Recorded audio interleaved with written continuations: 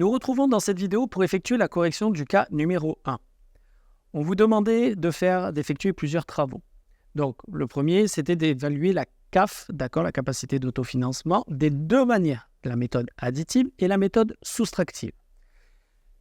Au niveau de la méthode additive, pour commencer, donc, on vous donnait le chiffre d'affaires, d'accord, les recettes nouvelles à chaque fois, 100 000, 130 000, 180 000 et 140 000. OK.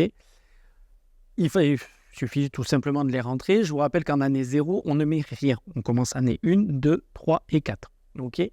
Après, vous aviez toutes les informations pour tout remplir et effectuer vos calculs. Et surtout, si vos matrices étaient déjà automatisées, ça a dû vous les remplir directement. J'espère que votre résultat avant impôt, vous trouvez 10 000, 20 000, 32 000 et 13 000. D'accord, à partir de l'année 1. OK.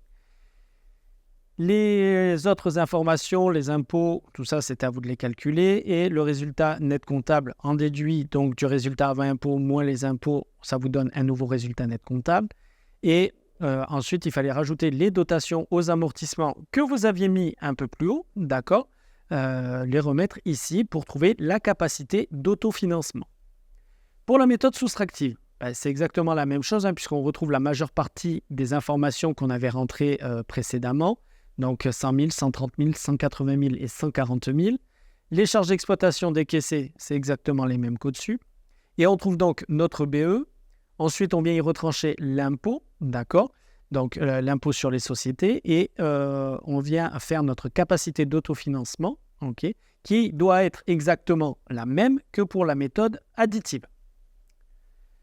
Pour le tableau de flux de Pour le tableau des flux nets de trésorerie, le tableau FNT. Première case, effectivement, capacité d'autofinancement, d'accord. Ça, vous les avez calculés au-dessus, donc j'espère que peut-être que vous avez fait un lien pour que ça vienne directement se mettre dessus. Les valeurs résiduelles, donc c'est les valeurs résiduelles en fin d'année sur les amortissements, d'accord, donc ou qui sont prévus, d'accord, puisqu'il y a un bien non amortissable, mais pour le bien 2 qui est amortissable, c'est à la fin, donc les 20 000 euros. On retrouve la récupération du BFR, donc 9 000. Et ensuite, donc vous venez faire l'ensemble de vos calculs pour obtenir vos totaux. Vous avez les coûts d'acquisition, donc qui vous sont donnés. Il faut bien départager entre le bien 1 et le bien 2. OK. Et la constitution du BFR qui n'a pas changé, donc il reste à 9 000. Les flux nets de trésorerie, donc on voit bien qu'il y a un gros investissement à la base en année 0, d'accord. Et après, il y a des flux positifs de trésorerie. D'accord. Au niveau de la rentabilité économique de cet investissement, d'accord. Donc, on voit qu'on part, il faut faire ce deuxième tableau en tenant compte des flux nets de trésorerie, mais en faisant le cumul, cette fois-ci, des FNT, d'accord. Donc, on part de 0 et après, on additionne année par année en prenant à chaque fois les années précédentes. Okay. Passons maintenant aux 3 calculs qu'on vous demandait de faire, la DRCI, d'accord, la vanne et le tri, d'accord.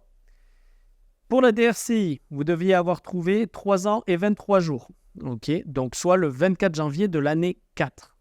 Pour la vanne, voilà, vous utilisez la méthode sur Excel, d'accord, en utilisant une valeur de 0,15 pour le taux, d'accord, et les années de 1 à 4, ok. Et pour le tri, d'accord, là, pareil, utilisez la formule Excel, d'accord. Ça sera beaucoup mieux et beaucoup plus précis. OK.